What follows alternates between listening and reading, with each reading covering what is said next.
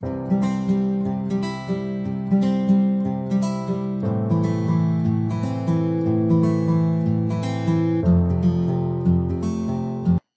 বন্ধু বান্ধৱীসকল, জেৰাগীতিলৈ আপোনালোকক স্বাগতম। আমি ক্ৰমাগতভাৱে ইণ্ডিয়ান হিষ্ট্ৰী পাৰ্টটো আলোচনা কৰি আহিছোঁ।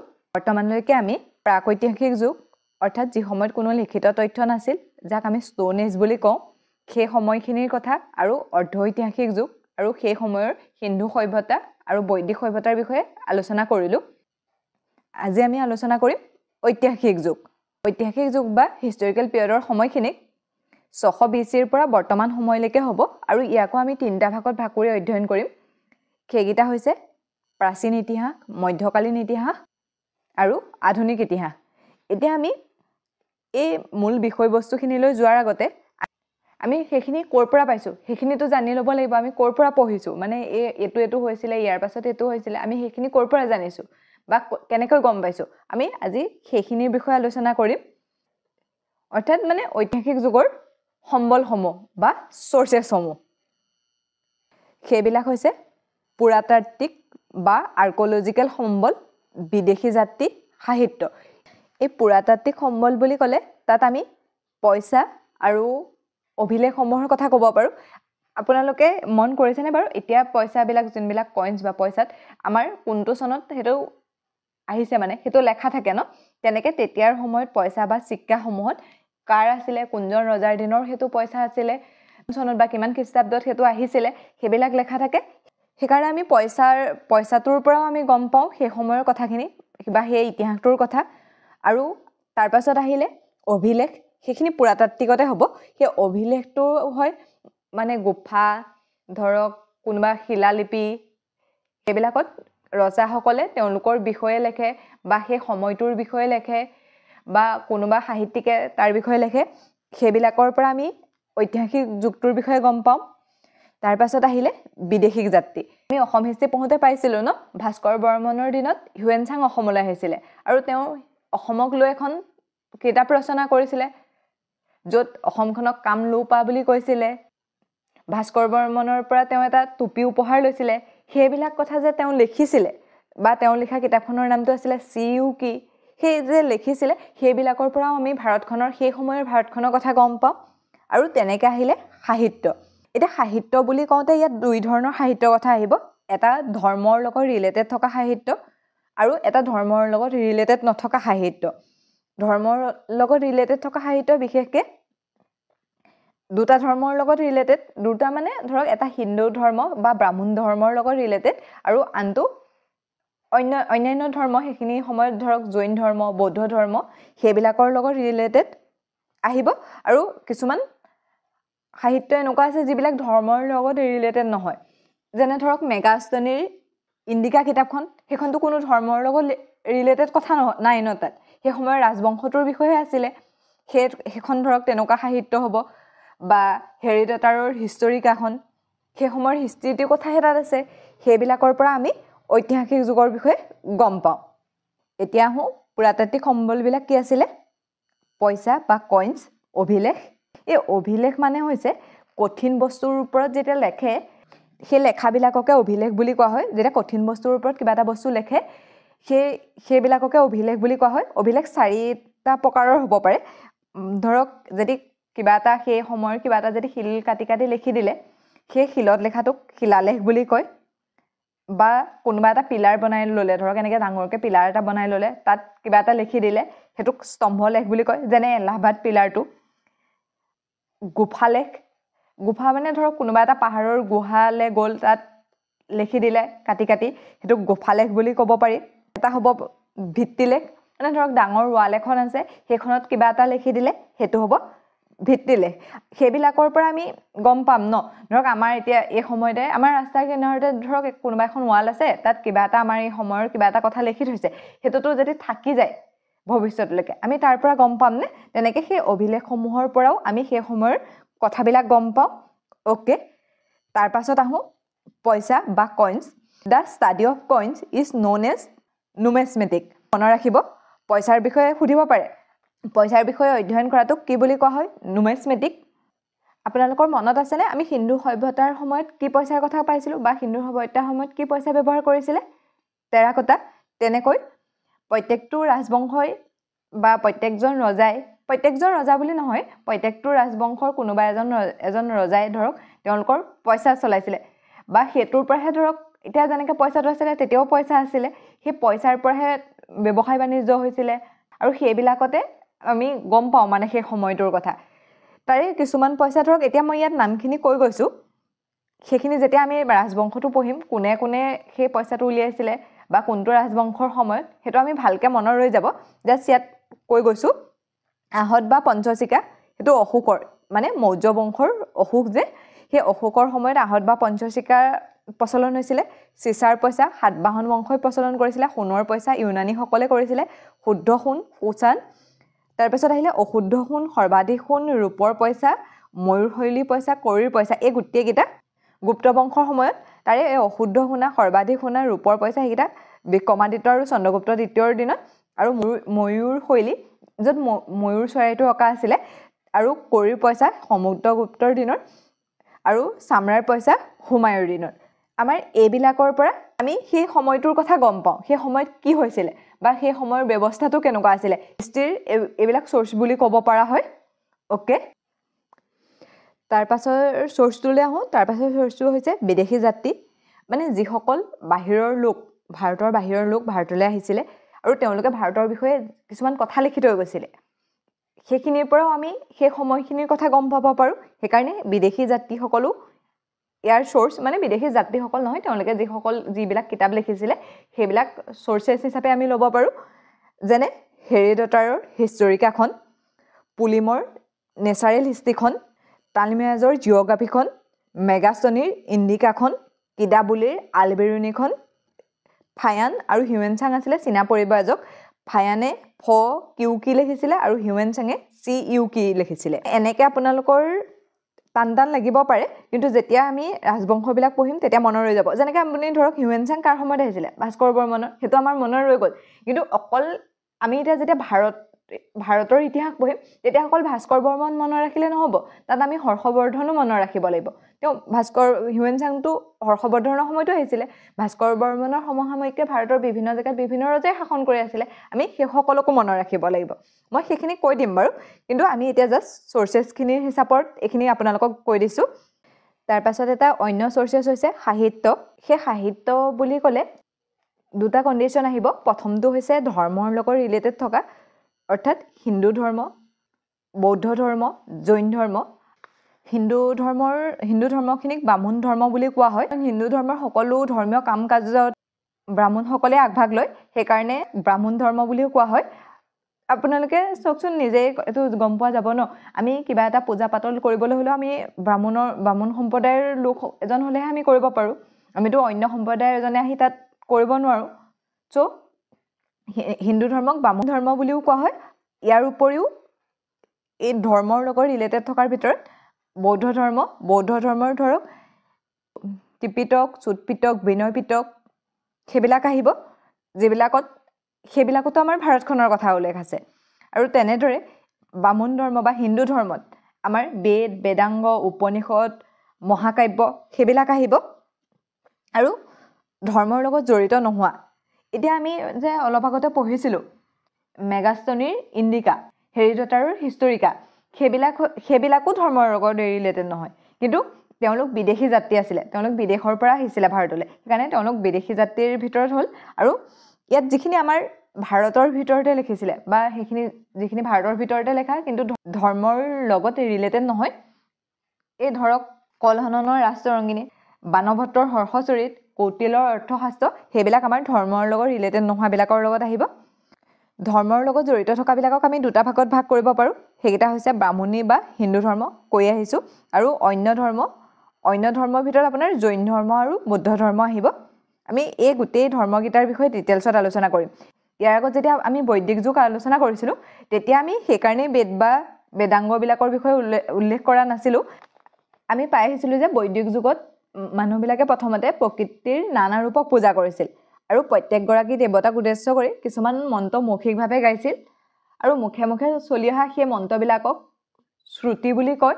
আৰু সেই শ্ৰুতিবিলাক বহুত বছৰ ধৰি মানুহৰ মুখে মুখে চলি আহিছিলে, আৰু শেষত সেইবিলাকক লিখিত ৰূপ দিয়া হৈছিলে আৰু সেইবিলাকে আমাৰ বেদ হৈছিলে নহয় জানো আৰু সেইবিলাকৰ বিষয়ে আমি এতিয়া ডিটেইলছত আলোচনা কৰিম আপোনালোকৰ মনত পৰিছেনে বাৰু ব্ৰাহ্মণী বা হিন্দু ধৰ্ম ফাৰ্ষ্ট আহিলে বেদ বেদ কেইখন বাৰু বেদ 4খন সেইকেইখন হৈছে ঋগবেদ যজুৰ্বেদ সামবেদ অথৰ্ববেদ বেদ সংস্কৃতত লেখা আছে বেদ ব্যাসে বেদৰ সংকলন কৰিছিলে বেদক অপুৰুষ বুলিও কোৱা হয় আৰু ঋগবেদ যজুৰ্বেদ সামবেদ এইকেইখনক অৰণ্যক বুলি কোৱা হয় কাৰণ এইকেইখন অৰণ্যৰ ৰচনা হৈছিলে কিন্তু অথৰ্ববেদক অৰণ্যক বুলি কোৱা নহয় আৰু এখন উত্তৰ বৈদিক যুগত যেতিয়া লুৰ আৱিষ্কাৰ হৈছিলে আমি পঢ়িছিলোঁ ন বৈদিক যুগত তেতিয়া এই অথৰ্ববেদখন ৰচনা কৰা হৈছিলে এখনক অৰণ্যক বুলি কোৱা নহয় এতিয়া আমি আহোঁ এই বেদকেইখনত ঋগবেদ যজুৰ্বেদ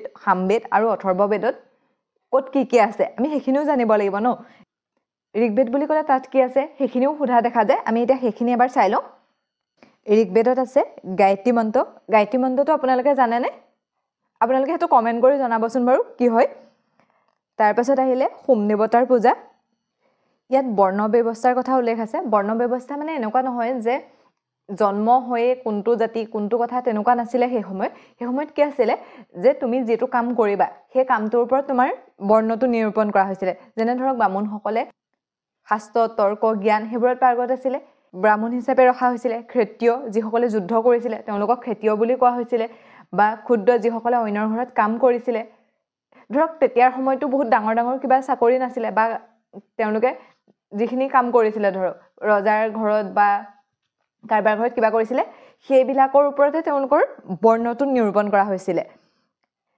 ওকে কিন্তু সেইটো গৈ যেতিয়া অথৰ্ববেদৰ সময় হৈছিলে তেতিয়া আকৌ সেইটো জন্মৰ ওপৰত নিৰ্ধাৰণ যিটো মানে যতে জন্ম হ'ব তেওঁ সেইটো জাতিৰে হ'ব মানে তেতিয়াৰ পৰাহে তেনেকুৱা হৈছিলে প্ৰথম অৱস্থাত সি মানে জন্মৰ ওপৰত আধাৰিত নাছিলে ইয়াত 10জন আৰ্য ৰজাৰ বিষয়ে আলোচনা কৰা হৈছে 10জন বৈদিক ৰজাৰ বিষয়ে আলোচনা কৰা হৈছে ঋগবেদত 1028টা স্তুতি আছে মনত ৰাখিব দেই এইটো এবাৰ কোনোবা এটা এক্সামত আহিছিলে অসমৰ ঋগবেদৰ জ্ঞাতা হ্ৰতীয় ঋগবেদৰ এখন উপবেদ হৈছে আয়ুৰ্বেদ আৰু আয়ুৰ্বেদৰ জ্ঞানী আছিলে প্ৰজাপতি আৰু এই আয়ুৰ্বেদখনত চিকিৎসাৰ কথা উল্লেখ আছে ঋগবেদৰ দুখন ব্ৰাহ্মণ গ্ৰন্থ হৈছে আইতেৰী আৰু কষ্টকী এইবিলাক এনেকৈ মনত ৰাখিয়ে থ'ব উপবেদ হৈছে আয়ুৰ্বেদ ব্ৰাহ্মণ গ্ৰন্থ হৈছে আইতেৰী আৰু কষ্টকী ওকে তাৰপাছত আহোঁ যজুৰ্বেদ ইয়াত যুদ্ধৰ চৰ্চা যজ্ঞৰ চৰ্চা মানে ইয়াত যুদ্ধ আৰু যজ্ঞৰ কথা লেখা আছে এইবিলাক পদ্য আৰু গদ্য মানে পদ্যৰ আকৃতিটো লেখা আছিলে গদ্যটো লেখা আছিলে যজুৰ্বেদৰ জ্ঞাতা বুলি অধৰ্বক কয় আৰু উপবেদ হৈছে ধনুৰ্বেদ আৰু ধনুৰ্বেদৰ জ্ঞানী কোন আছিলে বিশ্বামিত্ৰ ইয়াৰ বামুণ গ্ৰন্থকেইখন হ'ল শতপথ আৰু টাইতৰাই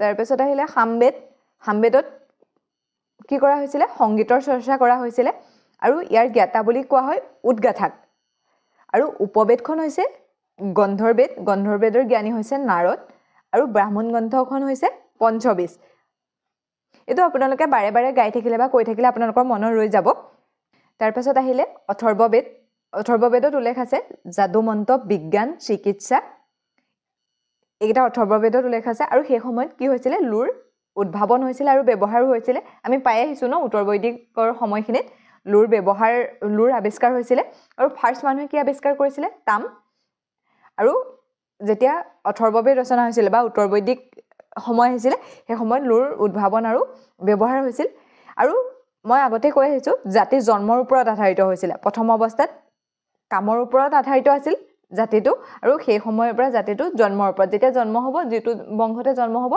সেইটো জাতিৰে হ'ব অথৰ্ববেদখন অৰণ্যক নহয় অৰ্থাৎ মানে সেইখন অৰণ্যত লেখা নাছিলে আৰু উত্তৰ বৈদিক যুগত অকণমান পুনৰ চহৰৰো নিৰ্মাণ হৈছিলে ইয়াৰ জ্ঞাতা হৈছে ব্ৰহ্মা উপবেদখন হৈছে শিল্পবেদ আৰু ইয়াৰ জ্ঞানী হৈছে বিশ্বকৰ্মা আৰু ইয়াৰ বামুণ গ্ৰন্থখন হৈছে গোপদ তাৰপাছত আহোঁ হিন্দু ধৰ্মৰ ৰিলেটেড বেদৰ অংগক বেদাংগ বুলি কোৱা হয় যিবিলাক বেদৰ অংগ হয় সেইবিলাককে বেদাংগ বুলি কোৱা হয় বেদক বুজাবলৈ বেদাংগৰ ৰচনা কৰা হৈছিল আৰু যিসকল লোকে বেদ পঢ়ায় সেইসকলক উপাধ্যায় বুলি কোৱা হয় আৰু বেদাংগ আছিলে 6খন সেইকেইখন হৈছে ব্যাকৰণ জ্যোতিষ নিৰূপ শিক্ষা কল্প আৰু ছন্দ এই ব্যাকৰণৰ অষ্ট অধ্যায়খন আছিলে মূল গ্ৰন্থ, তাক লিখিছিলে পৰিমিতিয়ে। এই ব্যাকৰণৰ অংগত অধ্যায়খন আছিলে মূল গ্ৰন্থ আৰু সেইখন লিখিছিলে পৰিমিতিয়ে। তাৰ পাছত আহিলে জ্যোতিষ, জ্যোতিষখনৰ মূল গ্ৰন্থ হৈছে বৃহৎ সংহিতা, সেইখন লিখিছিলে ব্ৰহ্মীয়ে আৰু নিৰূপ লিখিছিলে যাছে। কল্পখন লিখিছিলে গৌতম ঋষিয়ে, মনত ৰাখিব। তাৰ পাছত আহিলে পুৰাণ, পুৰাণক পঞ্চম বেদ বুলি কোৱা হয় আৰু পুৰাণক বেদৰো বেদ বুলি কোৱা হয়।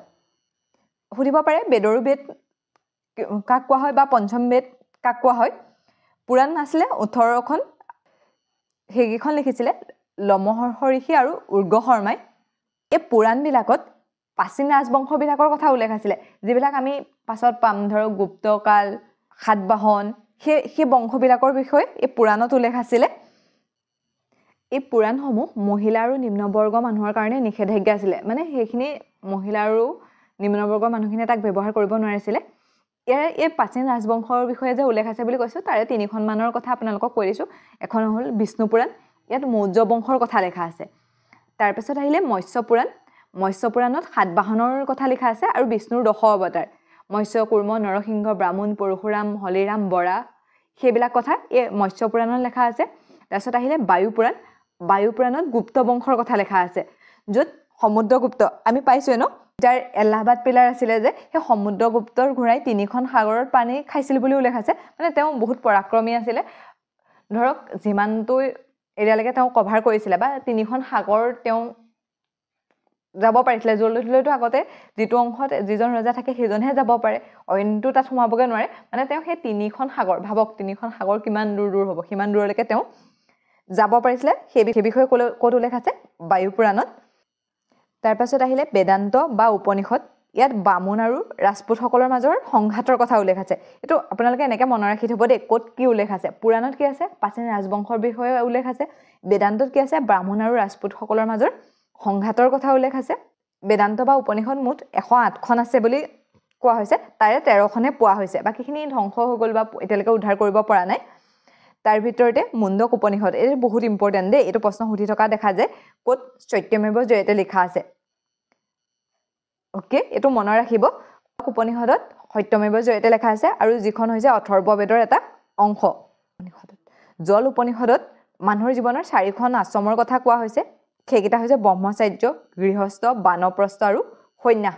মানে মানুহে কোনটো বয়সত কি কাম কৰিব লাগে সেই বিষয়ে উল্লেখ আছে জল উপনিষদত। তাৰপিছত আহিলে বৃহৎ নাৰায়ণ উপনিষদ, সেইখন সকলোতকৈ ডাঙৰ, যিমানখিনি এতিয়ালৈকে উদ্ধাৰ হৈছে সেইবিলাকৰ ভিতৰত বৃহৎ নাৰায়ণখনে সকলোতকৈ ডাঙৰ। আৰু আলোপ উপনিষদ সকলোতকৈ শেষত লেখা, সেইখন আকবৰৰ সময়ত লেখা হৈছিলে।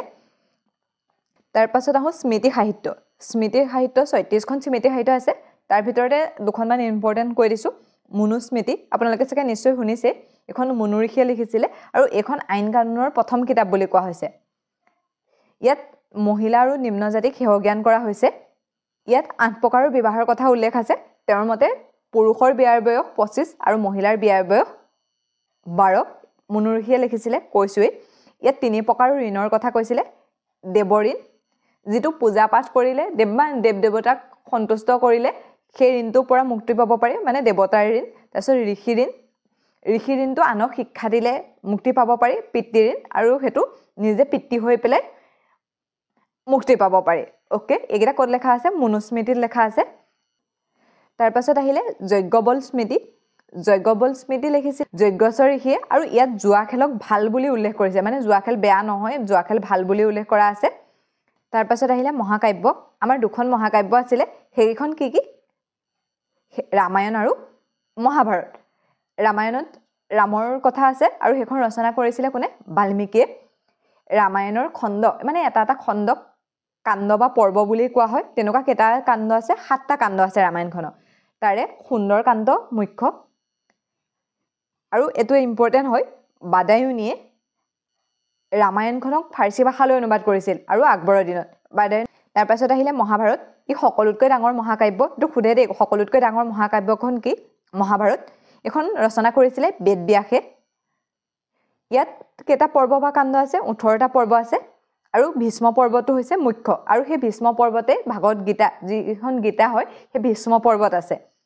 আৰু ইয়াক আকবৰৰ দিনত আব্দুল ৰহিম খানে খানাই মহাভাৰতক ৰমচনামা নামেৰে ফাৰ্চী ভাষালৈ অনুবাদ কৰিছিল। আজি ইয়াত ধৰ্ম ৰিলেটেড বৌদ্ধ ধৰ্ম আৰু জৈন ধৰ্ম আমি একেলগতে আলোচনা নকৰোঁ। আমি অন্য এটা ভিডিঅ'ত বৌদ্ধ ধৰ্ম আৰু জৈন ধৰ্ম আলোচনা কৰিম। আজি ইম্পৰ্টেণ্টকেইটা এবাৰ চাই লৈছোঁ। ঐতিহাসিক যুগৰ সময়খিনি কেইটা ভাগত ভাগ কৰিব পাৰি? 3টা ভাগত: প্ৰাচীন ইতিহাস, মধ্যকালীন ইতিহাস আৰু আধুনিক ইতিহাস। ঐতিহাসিক সময়খিনিৰ সম্বল বা চ'ৰ্চেছকেইটা কি কৈছে? পুৰাতাত্ত্বিক, বিদেশী যাত্ৰী আৰু সাহিত্যিক। এই পুৰাতাত্ত্বিকত কি আহিব? পইচা আৰু অভিলেখ। পইচাৰ ষ্টাডি কৰাটোক কি বুলি কয়? নুমেছমেটিক বুলি কয়।